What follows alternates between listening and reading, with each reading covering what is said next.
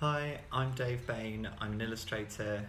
I live in Bristol and I've been an illustrator since leaving university. I studied down in Falmouth and finished that about 10, 11 years ago, and absolutely loved that course and got really stuck into it. I did a foundation course down there first, and actually when I was doing that I was really interested in possibly doing fine art.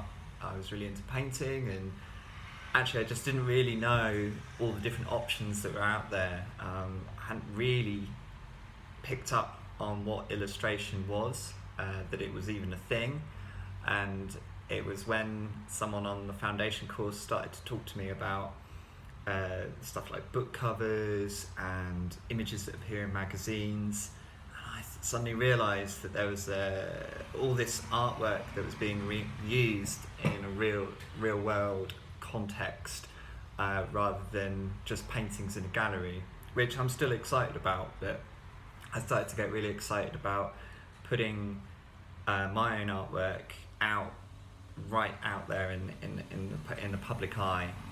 And the other thing that I realised when I was doing the foundation course was that I really loved problem solving and looking at my friends' work and chatting to them about the things that they were doing, and I started to think about how I would approach that, which in a really crude form is a little bit like what happens when I get a client come to me and say, we've got a problem, or we have something that we'd like you to draw a picture for. How would you do that?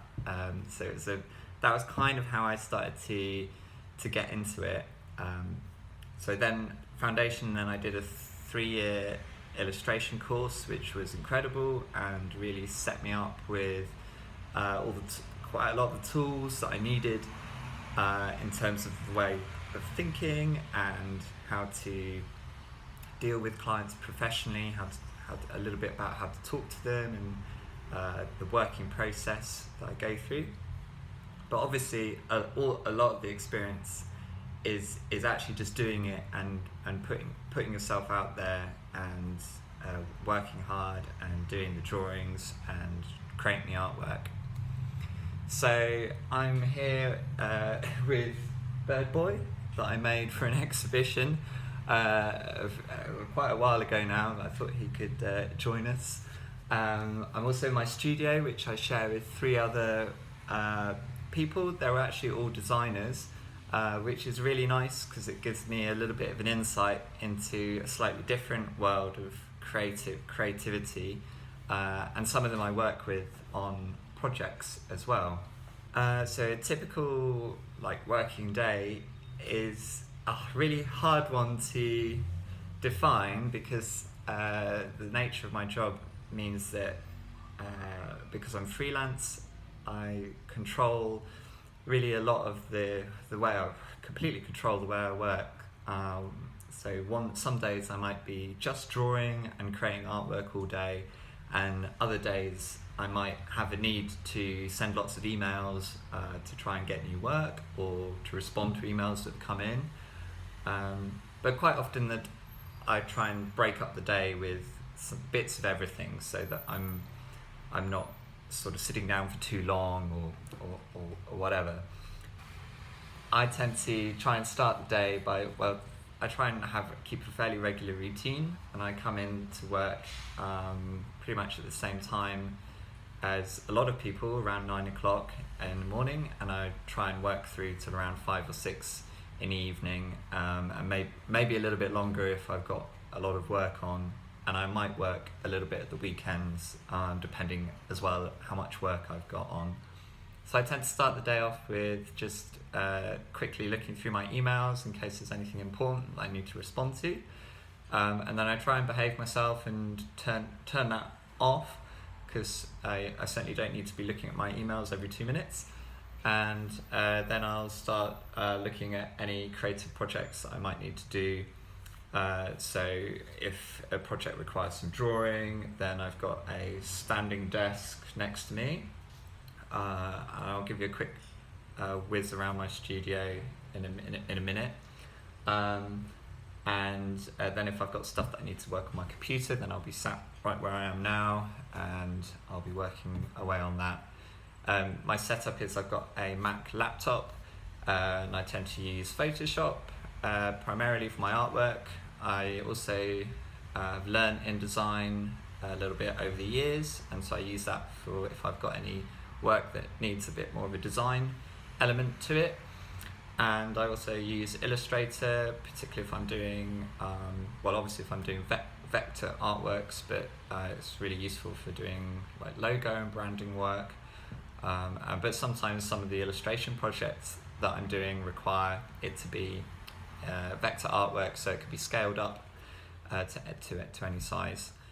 Things that I love about illustration, like I said, how I got into it was with problem solving, and I think that is definitely still the case for me.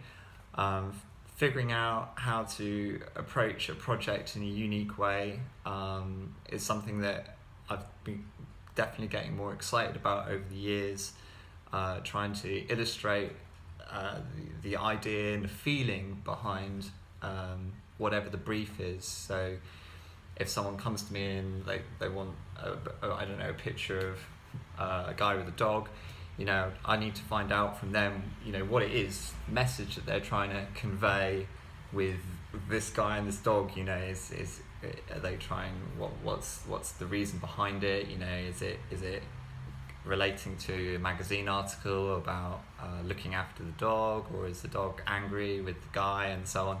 And it's just trying to unpick and talk to the client about what it is that they're after out of the image, the mood that they're trying to get across, and then that's really going to help feed in to what I'm doing with that.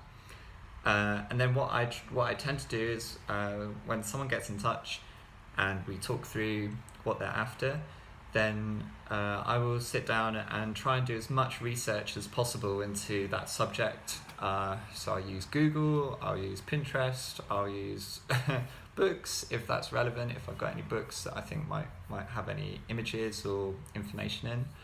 But basically try and find out as much about the subject matter that the job requires, because if I don't know about it, then how am I going to draw it?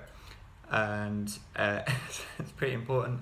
And what I tend to do is, while I'm doing that, I'll have my sketchbook with me, and I will go through doing little drawings and maybe like writing things down, bullet points along the way, so things that pop into my head while I'm doing that research. So I've been working on a project with a local cafe bar called the Gallimalfrey, and this is a really quick, simple project, so I just thought I'd show you a little bit about it so you could understand that process. It's for a kids activity sheet, and they wanted something on a space theme. They've got lots of objects hanging that they've recently had installed hanging from their ceiling, and they like the idea of a kids colouring activity sheet that could kind of link to that kind of cosmic idea. So I sketched out a monkey in space, did some research, found out that lots of monkeys have gone into space, and quite a lot of them were called Albert, which I did not know. So I've sketched out that monkey, given him a spacesuit, and then that process of refining that drawing, and then also thinking of an activity and bringing that all together. So thanks for listening. I hope that's given you a bit of an insight into my day, my life, about illustration. If you're really interested in this kind of thing, I would just recommend Googling for illustrators that you like, just exploring, get on Instagram, get on Twitter and Facebook. There's so many illustrators out there doing lots of amazing things. If you can meet some of them, sometimes you can find like little local drawing clubs that people might be involved in, but a lot of the time you can learn so much by just following people's social accounts online, seeing what they're up to, and kind of learning from that. I still do that, and it's just so amazing to be able to get a real insight into the process. Instagram is particularly good. and try and understand how they're creating those images and a bit of the thinking behind it. It takes time, stick at it. Like I said, I'm 10, 11 years into illustrating. When I finished uni, I got a bar job, I got lots of different part-time jobs for a fair few years before things balanced out and I was able to switch over into doing the illustration full-time, so that's entirely normal. Best of luck with it. Cheers, take care.